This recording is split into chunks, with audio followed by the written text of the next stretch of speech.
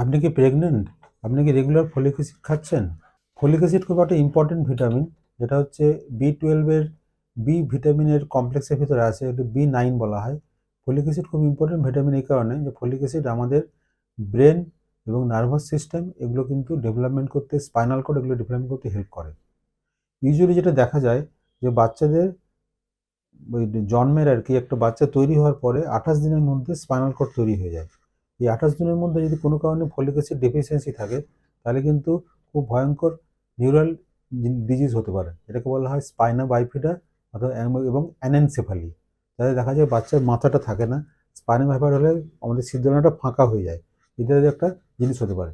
সেই কারণে আমাদের যেটা জানতে হবে, আমাদের কিন্তু প্রত্যেক দিন ফলিক অ্যাসিড খেতে হবে। প্রেগনেন্সি অবস্থায় আমরা যেটা করি, অ্যাজ এ গাইনোকোলজিস্ট আমি প্রত্যেক পেশেন্টকে প্রেগনেন্ট হওয়ার আগে 3 মাস আমি ফলিক অ্যাসিড খেতে বলি, এবং প্রেগনেন্সি এসে যাওয়ার পরে কন্টিনিউয়াস 3 মাস ফলিক অ্যাসিড করে দিই। অনেক ক্ষেত্রে আমি পুরো প্রেগনেন্সিতে ফলিক অ্যাসিড খাওয়ার কথা বলে থাকি। অ্যাকচুয়ালি কী ডোজে ফলিক অ্যাসিড খেতে হবে? আমাদের ডেলি ফলিক অ্যাসিডের ডোজ হচ্ছে 400 থেকে 600 মাইক্রোগ্রাম পার ডে। একটা ট্যাবলেট খেলে আপনার যথেষ্ট, তাতে আপনার এই ফলিক অ্যাসিডের ইয়েটা চলে আসবে। আপনি যদি কোনো খাদ্য তালিকা থেকে নিতে পারেন, তার মানে অনেক খাদ্য আছে যেগুলো থেকে কিন্তু ফলিক অ্যাসিড খেলে আপনার লাভ হবে। যেমন আপনি যদি গ্রিন লিফি ভেজিটেবলস খান, যেমন পালং শাক, ডিফারেন্ট টাইপের শাক খান, আপনি লেগিউমস খান, আপনি ডিফারেন্ট টাইপের নাটস খান, ডিফারেন্ট টাইপসের সিট্রাস ফ্রুট খান, তাহলে কিন্তু ফলিক অ্যাসিড তাতে কিন্তু অনেক বেশি মাত্রায় থাকে। অর্থাৎ আমাদের ফলিক অ্যাসিডটা রেগুলার আমাদের খেতে হবে। ফলিক অ্যাসিড খেলে কী কী তাহলে আমাদের লাভ হয়? একটা লাভ হয় হচ্ছে আমাদের বাচ্চার ব্রেন ডেভেলপমেন্টে হেল্প করে, বাচ্চাদের prevention of neural tube defect এগুলোতে হেল্প করে। নিউরাল টিউব ডিফেক্ট হয় না স্পাইনাল কর্ডে। এবং মার রক্ত বানাতে সাহায্য করে ফলিক অ্যাসিড। মানে ফলিক অ্যাসিড থেকে না খেলে কী হলে ভিটামিন B12 ডেফিসিয়েন্সি হতে পারে, ওই জন্য রক্ত বানাতেও হেল্প করে। ফলিক অ্যাসিড একদম সেফলি আপনি খেতে পারেন, কোনো অসুবিধা নেই। ফলিক অ্যাসিড খেলে কোনো প্রবলেম কিছু হওয়ার কথা না বাচ্চার, এবং মাদের কোনো প্রবলেম হওয়ার কথা নয়। ফলিক অ্যাসিড একদম সেফলি আপনি খেতে পারেন, কোনো অসুবিধা নেই। ফলিক অ্যাসিড খেলে কোনো প্রবলেম কিছু হওয়ার কথা না বাচ্চার, এবং মাদের কোনো প্রবলেম হওয়ার কথা নয়।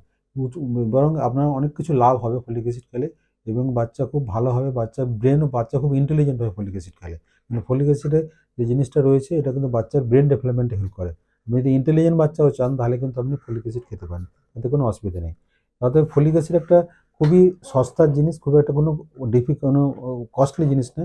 ওই জন্য ফলিক অ্যাসিডটা আপনি প্রেগনেন্সির শুরু থেকে এবং লাস্ট অব্দি খেতে পারেন, এবং আমাদের আয়রন ট্যাবলেটের সঙ্গে ফলিক অ্যাসিড দেওয়া থাকে, যেটা খেলে আপনার লাভ হবে।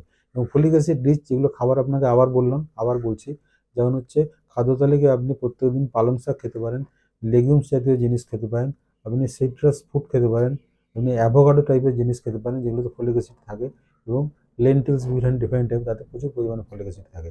এবং এগুলো খেলে কিন্তু আপনার নিউরাল টিউব ডিফেক্ট যেমন হবে, এবং বাচ্চা অনেক বেশি আপনার ইন্টেলিজেন্টও হবে। Thank you very much. আমি ডক্টর শঙ্কর দাস মহাপাত্র, পেশায় স্ত্রীরোগ বিশেষজ্ঞ এবং ল্যাপ্রোস্কোপিক সার্জন। আমি Bhagirathi University Women and Child Care Centre নিউটাউনের সঙ্গে যুক্ত, এবং মণিপাল সল্টলেক হাসপাতালের সঙ্গে যুক্ত।